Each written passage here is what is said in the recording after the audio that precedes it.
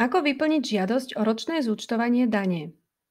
Ak chcete, aby vám ročné zúčtovanie dane urobil váš zamestnávateľ, musíte ho o to požiadať.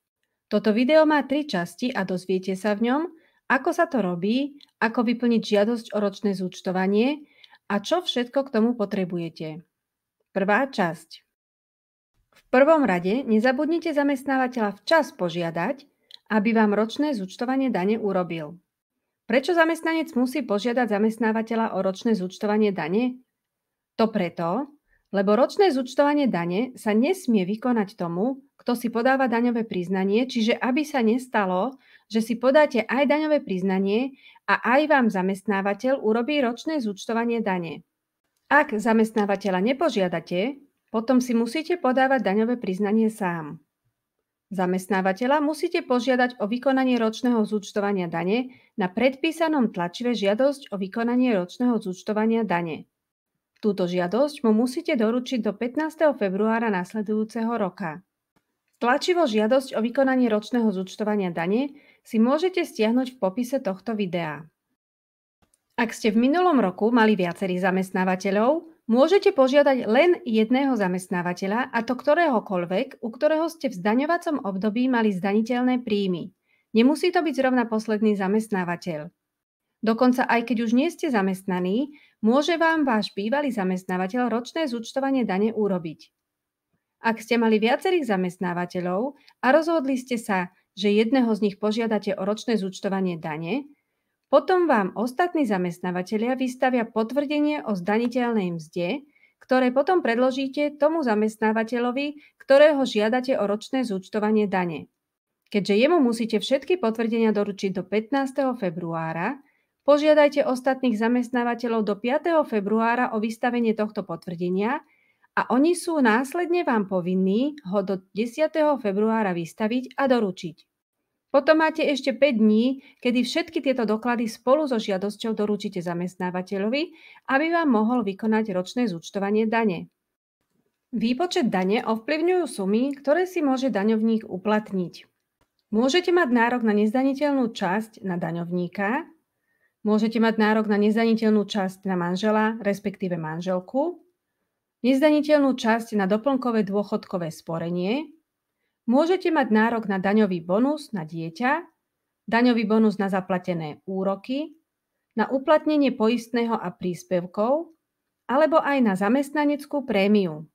Niektoré z týchto zvýhodnení si môžete uplatniť počas roka, v jednotlivých mesiacoch, a niektoré až po skončení roka, v ročnom zúčtovaní alebo v daňovom priznaní.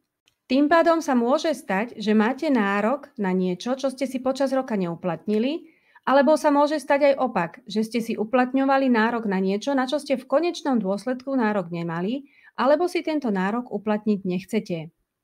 Preto v žiadosti o ročné zúčtovanie dane sú postupne v jednotlivých 7 častiach opísané všetky možné nároky.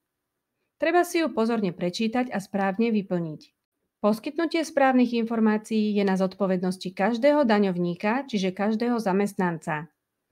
Aby ste aspoň trošku rozumeli, čo a ako v žiadosti o vykonanie ročného zúčtovania dane treba vyplniť, poďme si spolu prejsť jednotlivé časti tejto žiadosti. V prvej časti treba vyplniť údaje o zamestnancovi. Meno, priezvisko, rodné číslo, adresa trvalého pobytu. Zamestnanec uvedie aj údaje zamestnávateľa, ktorého o ročné zúčtovanie dane žiada, teda jeho názov a adresa, respektíve sídlo. Niekedy sám zamestnávateľ posiela zamestnancom predvyplnené žiadosti a potom tieto údaje nemusíte vyplňať. Ak však máte len prázdne tlačivo, vyplňte ich. V tejto prvej časti je zároveň veta, v ktorej sa píše, že vyhlasujete, že ste daňovníkom s obmedzenou daňovou povinnosťou.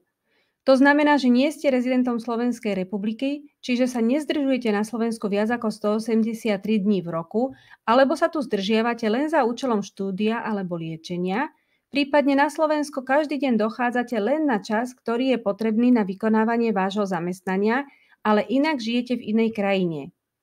Ak zároveň váš príjem zo Slovenska tvorí 90% a viac všetkých príjmov, potom toto políčko zaškrtnete.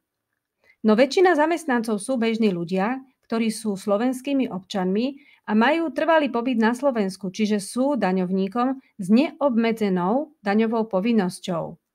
Ak je to aj váš prípad, potom tento bod sa vás vôbec netýka a teda ho nezaškrtávajte a vynechajte ho. Ďalšia veta v tejto prvej časti hovorí, že ste poberateľom starobného dôchodku alebo iných dôchodkov v nej vymenovaných. Je dôležité vedieť, že ide o dôchodok, ktorý poberáte alebo vám bol spätne priznaný už od 1. januára daného roka, za ktoré podávate daňové priznanie. Ak nie ste poberateľom žiadneho dôchodku, alebo ak ste sa stali poberateľom starobného dôchodku či iného dôchodku vymenovaného v tejto vete v priebehu roka, napríklad niekedy v apríli, v októbri, ale aj 2. januára, potom nespĺňate túto vetu a nie ste poberateľom starobného dôchodku k začiatku zdaňovacieho obdobia. Vtedy tento bod nezaškrtávate. A prečo sa tieto vety nachádzajú v žiadosti?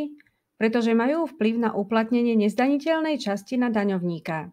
Na ňu má nárok každý daňovník, ale iba ak spĺňa určité podmienky. Viac o nezdaniteľnej časti na daňovníka si môžete pozrieť vo videu Nezdaniteľné časti základu dane.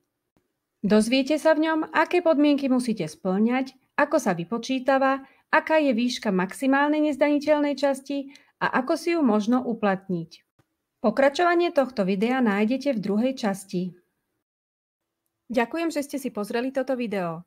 Ak bolo pre vás užitočné, nezabudnite dať odber a like.